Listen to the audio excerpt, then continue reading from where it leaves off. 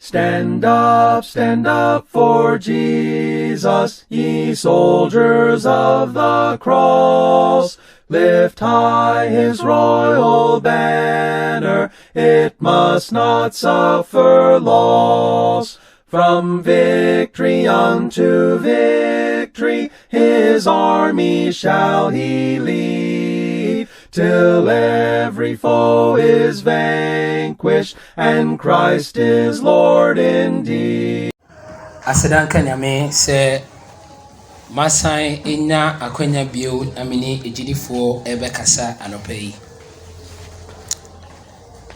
se yasebo anopai se yeba ewrade anim na onfa ni moja no endware edi a ene na asadia odifo Isaiah ekasa ade kire ohene Ezekiah no Mijiri se anopai menewo ebetie na yede beye ejuma. Utie akenkan anuanom no ebekenkan ma ye eno a. I said, then Isaiah said to Hezekiah, hear the word of the Lord. Behold, the days are coming when all that is in your house and all what your fathers have accumulated until this day shall be carried away to Babylon. Nothing shall be left, says the Lord, and they shall take away some of your sons who will descend from you, whom you will beget, and they shall be eunuchs in the palace of the king of Babylon. Insuranka nyamida. Obi ebebi sase ensemi asichire kra enene dey.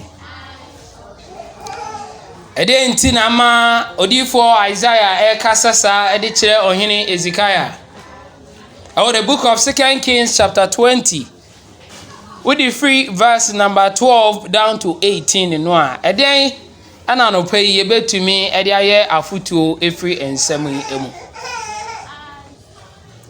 Utie dia odifo Isaiah ekatsa kire ohene Ezekiah dia na kire se Ezekiah ye bribi ama netia onyankopon anu nti onyankopon asoma ne difo se onko yi ohene Hezekiah aten no nka nkyira no dia eba na baba beto no anope mbesa mikacho say let all secret things remain secret.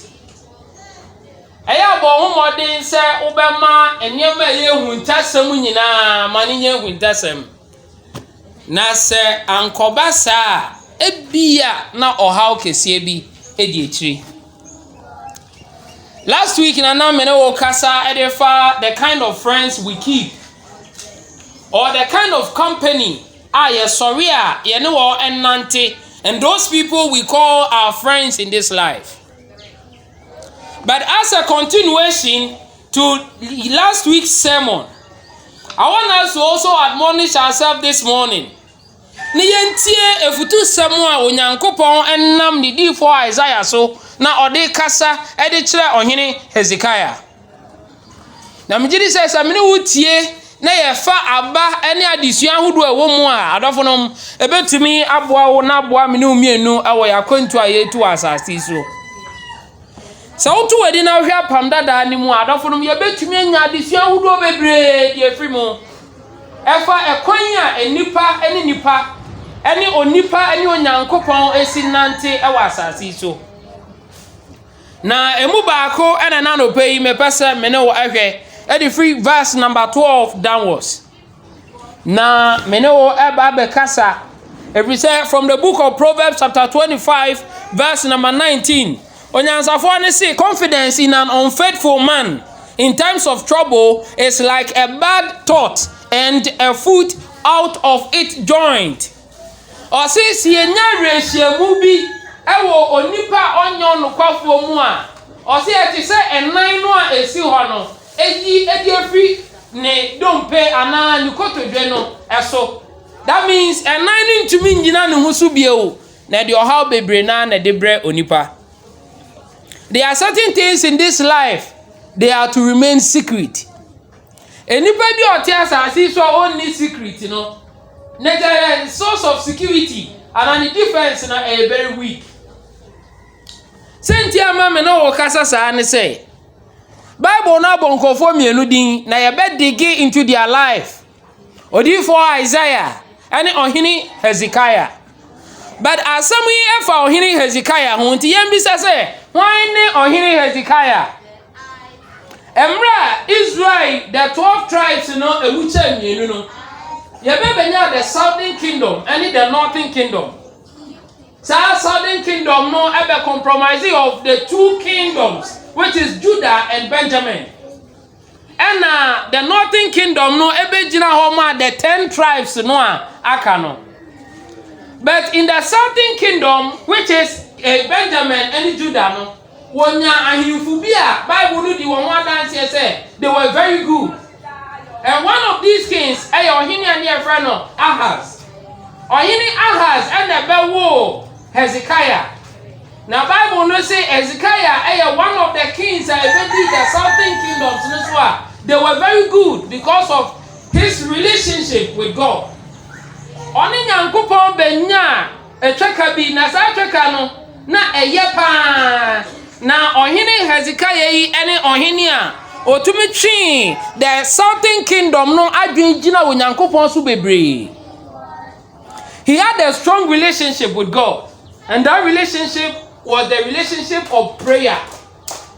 Hezekiah no yam paibofo na Bible no say emuhua na yare bi ebo no wo kind the book of 2 Kings chapter 20 verse number 1 downwards no a yare bi bo ohene Hezekiah ba na yare a e wo say de no ko owuo mu ena Isaiah ko ka che ohene Hezekiah say nyankopon si tutu fie na enche uba bawu. Hezekiah hwedi no dani neni na obom paye chiro nyankopon say radin kai dia waye na mpara onyankopon ekai ohene Hezekiah okai ni wie ya no onyankopon tie ne mpa ebo ma no soma ohene odifo Isaiah bio ama ne ko ne ncha ko ka che ni say onyankopon de enfi dunum 15 years asa de aka won fi ne ho bio enti na ba be ye nigisem e de ama no. But wo bana do verse number 12 no a say at that time Berodach Baladan the son of Baladan king of Babylon sent a letter and a present to Hezekiah, for he had heard that Hezekiah had been sick. Say Babylon ohini ana eteso ne e friend Baladan ana osuma ne ba ye friend Berodach Baladan say onko chia ohini Hezekiah na okwa se wati se oyariye na fe ni ho atono no onko na fe onko chia no no mfa Babylon fo ntia nyina enkoma ohini endi so bi ba woncha wo sa kwan su dia se no ye ni papa ana ande se ubeko hawo ati se mu na obi bedwen mu se hawo awako mu nti me ba na ma baba be chia wo na mpo ma baba be danyame ase ewo dia waye ede amawo. But okay, verse number 13 now say, and Hezekiah was attentive to them and showed them all the house of his treasures, the silver and gold and spices and precious ornament and all that armory, all that was found among his treasures. There was nothing in his house or in all his dominion that Hezekiah did not show them.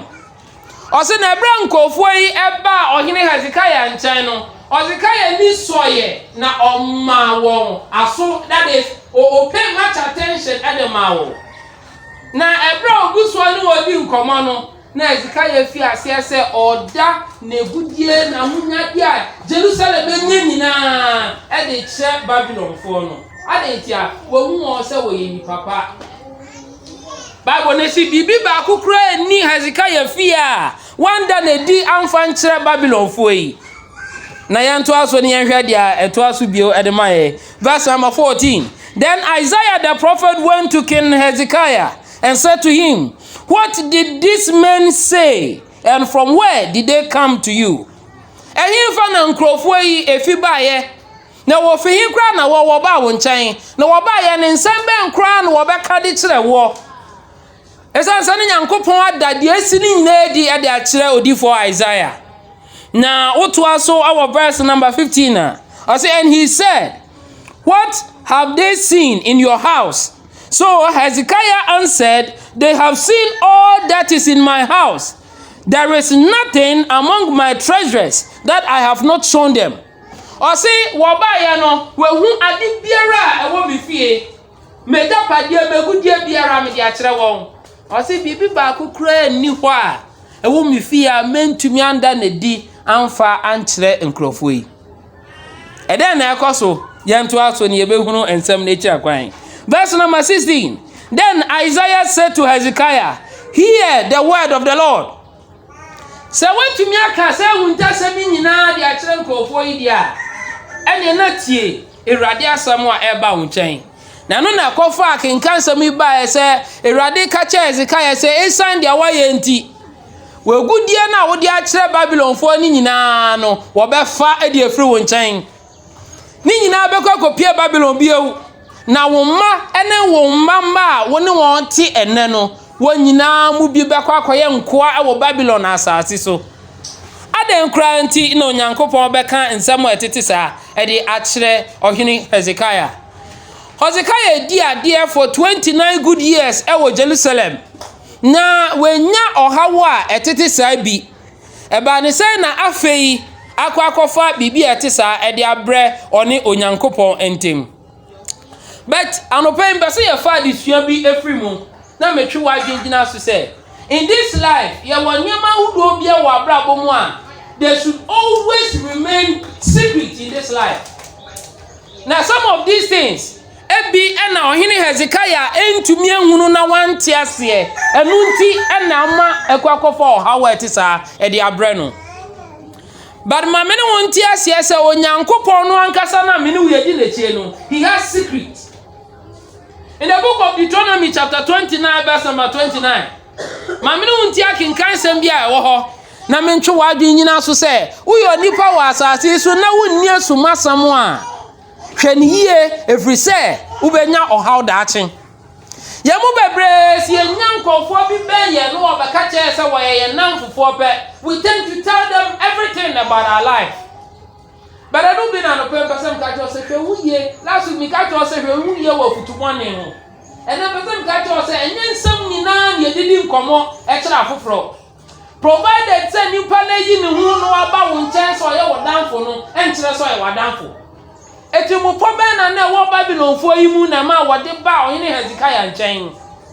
Hezekiah na onim kinkan Deuteronomy 29 verse 29 misi Onyankopon no ayedi nachi no he has secret and some of these secret no mede na di e de acha na no pay koso mame nyama ayinta ye Ewrade ye o se nyama bi o wa ehunta na ye Ewrade ye Nyankopon no ne dia wanfa manipa na die woyi no adie no na nyama bi o wa wayi na di e de ama yen ne ye ma any yama kosida na sam nyama no anu mom na ye de ye dia. What are some of the things a secret ube uwiasi wati se epo etubia yama buso ama na fili ewiasi nyina na dabi.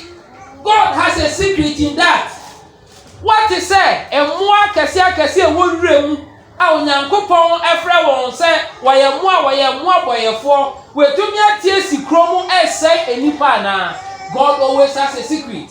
And some of these secrets, you know, onipa bi hu aye ntumi ntiase no nipa ntumi hu dan with your asase so as a human being you should have a secret sometime. Now some of the secret, you know, ebetumi aye wo source of happiness. We secret ni bi betumi aye wo source of financing. We secret ni bi betumi aye wo aduma wo ye ekwan ya wo fa so a aduma no etumi ko nanim. But when you begin to tell people, oh, yama medi ye no, sadewe, and then you reveal all your secrets. But therefore, with difference, say very weak. Niyamu bebreye hawa ye name and then is as a result of ya no ayentumento no den narika. Untumi nka wanu ntum enunti adie biara efa wa brabo hu bia udidi nkomo. But enya bibia so ne edidi nkomo ma ne ye. And therefore wo haw no nanu aduro ene nano pei mede ema o na mpesa metwe wadwen gina niam bi so ne tumi boa wo na tumi boa me na ma abrabo ya ye namu no ye hunu se ne wasi esi kura ye ho. In the book of Matthew chapter 16 verse number 20, Yesu Kristo ba asase so no obenya what we call secret. And I don't know no ogbonye suafo na no say emamu kan kire nkofo say menne agenkwa no. Emamu kan kire nkofo say I am the Christ. Adentia certain times in view I was here keeping some information from the public. Ebrebi John chapter 3 na Nicodemus akọ Yesu Kristo nchen. Okwa ya no okwo Yesu Kristo. Yenim se wo free Onyankopon nchen na ye den aba. Ebise nyema bi o wo ya onipa ntumi enya je Onyankopon ka no ansa. Meni wan ka oni ye be ye ampa mi free Nyankopon nchen na aba. Na oni wo kwa Nyankopon nchen ya de wo honye ya be ka ye secret nyina. But Yesu Kristo being a man na osaye Onyankopon no nim da achi mu nsem no, he turned that conversation to become something very useful. Enti odane nkomo nani ka che Nicodemus say we free nsuo ani humu a ho bi ontumi nyade ense Onyankopon ahene ni mu. Bisa ho say san nkomo yi ani dia Nicodemus de baaye no e fa ho ben. Yesu Kristo had a secret, and that secret was enye bremu ana ebrebiemu na wo say sa asem ne ye den epie. Wo secret ne den obi ba wo nkyai oba ba besra wo mate se wo yare oh ampa yare we de mia misusu se nyakwa na yewe wo ka ni nyina kiro nipa no ono so ko no aye den wenya bibia gina so adeko wonim adwen kro ana botai kro wonipa ni timu nti ode aye den ode aba wo nkyai, and therefore wo hawo no na hyase aha na ebefre beba. Sometimes yana metenase na mehwe menipesu ene nuanom aya eba me nchen as a counselor na me wo di nkomo a I always tell them say we hear temperamental studies now but who say we are sanguine and also we are here because sanguine people naturally they talk too much before the new man ho so no wa kan the answer so kan nyina obi ya sanguine na ni di nkomo na ne nkomo sape onim na atonkofo ho nsem keka. I was saying, baby, you never be a day. I can't ask them. And people like this, and one, they easily fall into temptation. And tell what how I didn't hear none that. Bibia Obeka, you have a secret. And some of your secrets, in bet to me, are source of power. Menkasa Bibia, who you see me now should be secret from everybody. No. But there are certain things I can't tell nipa. Uka chire nipa esan so ye nipa nti no obetumi aye den edi hwambo eniti ya hwe ye ewo niema bi eho na there are certain things it should be personal to ourselves. Ema bebre aware ase wawawe ejija esan won anu kasa nti okasa dodo one ne namfufu hia de nse so okanyina na oka de kire won one ebusuafo hia obi kru di otise me kru de obi kra to me kan empradudu a ni kru ene ne da e de kire. There was this lady ana me kan ne honsem na okoka che ne nyankofo se oni ni kru de opposite too much de bia nto no ntumi and dan for ni se jano na ko janho na dan for no so ti wa nyina de obi nyina no so pebema ano so na ni je sex ho.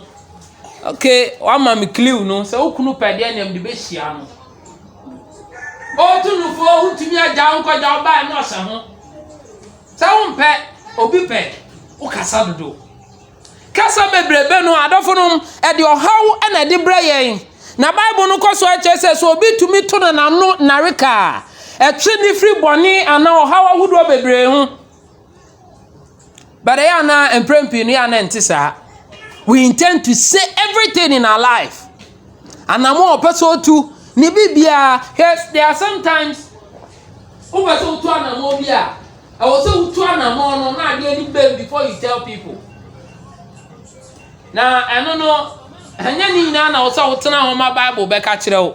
Sometimes your common sense will tell us. Because there are so many things that air so and now. when you tell people your dreams, your aims, your ambitions, when you baba ho so no na ade na wo pesa wo ye no na obi edikan na waye ebra bi na me ne me wife mi share na foforo no na o se opese oye some coconut bi coconut ye twitwa na edi ginger na ade afrafra and oye sample no was very good. Now there were so many plans. I say Oshesa nyankonfo aye indomie. Now within 5-3 minutes na abeng na manfo oji. Onyanko beye jollof bisa. Enkoya afi na obaba be sase. They are good plans. And you know what? That is how they begin their life. And onipa success no aha na ya to de bia ye efi. Recently na ye komelko ono ko e unse obi aye sa coconut ade ni na oton. When I said to myself within me say mini ni say bia ni pakro no nya sa ni so adom no efi ni ho. But obi a oben wo pa obeti sa asem no o kan na woman idea no a obetumi afa kire oni baba ho so no na wo dia wo hwehwe sa wo beye no waye dada. Therefore enipa bebre ye hawa ye de na masase so no this is our downfall. Me pesa me kwa broche mpesa me kwa brochire wo obi ana wo ka kire no dale pesa me ye pesa wo pesa me ye say yo wo downfall na ha ne befi.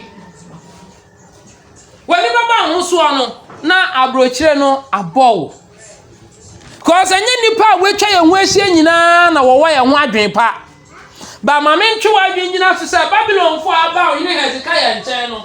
Wa ma say wo ba no woni na ni aba baji o. It was something very fake. One was rekwa nanso wa ye wo ho te say dey adofo. Nanso wanya adofo.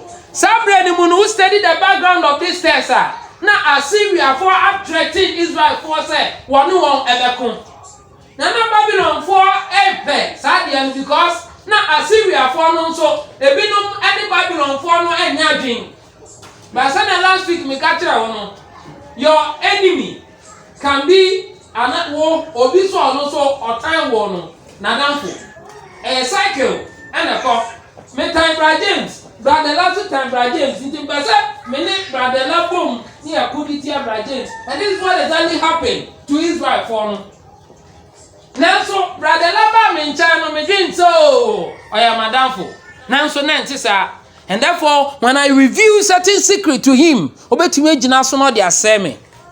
Mra Israel for ni ba wo ho so no na wo konko asumu adentia wa kan wo secret wo hintasam nyina e de a kire Babylon for. And I know na kokofa ya ekoko wi asia no Daniel mo adi kokoko pie nkwasumu e wo Israel Babylon.